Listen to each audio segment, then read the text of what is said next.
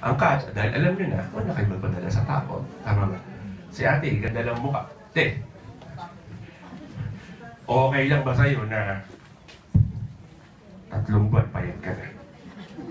Wow. Yun ang regalo ko sa inyong dalawa. Ha?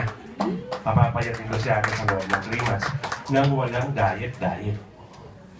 Ituturo ko lang, yung temple healing na malalaman ninyo, the same thing that affects us. Ibig sabihin, kahit na po tayo ay chubby-chubby, pag nag-temple healing, automatically mag-correct yung kanyang hormones, mag-correct din yung kanyang enzymatic delays, enzymatic missings. And pag nag-correct yun, papayat siya ng pusa nang walang effort. Ibig sabihin, walang diet. Ang taba ko rin before. 200 pounder ako before, pero pumayat ako without exercise and without dieting. That's how easy it is, kuya.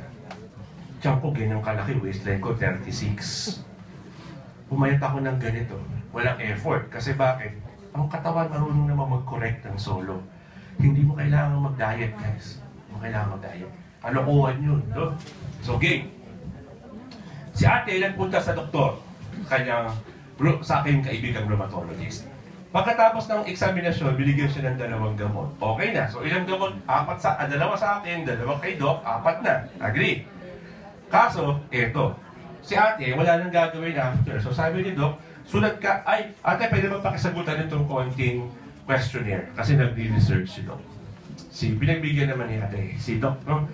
Ang problema, dahil dinihydrate siya, apektado vision. So, masisira yung normal na vision mo. Lalabo ang paningin mo. Dehydrated ka eh. Pagka binasa niya yung question, yung maliliit na letra, hindi niya mabasa. So, takpan niya isang mata niya, nababasa niya. Pagka pareho, nakakaduli. So, sabi ng doktor, te, hindi pantay ang rado ng mata mo. Oo nga, Dok, hindi ko alam kasi ba't kaganito. Hindi pa siya tapos magsalita, sabi ng doktor, delikado yan. Bakit naman po? Pwede mo yan ikamatay. Bakit?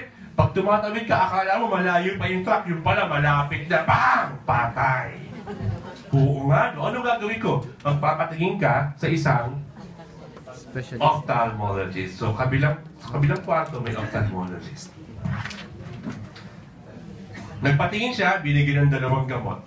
Yung isang gamot, iniinom, yung isang gamot, pinapata. Ayan. Ilan gamot na? 6. Kaso si doktora ang hina ng boses. Ini-explain niya yung pampatak. Mampatak, ganyan. Ano daw? Mampatak, ganyan. Dito, rinig niya.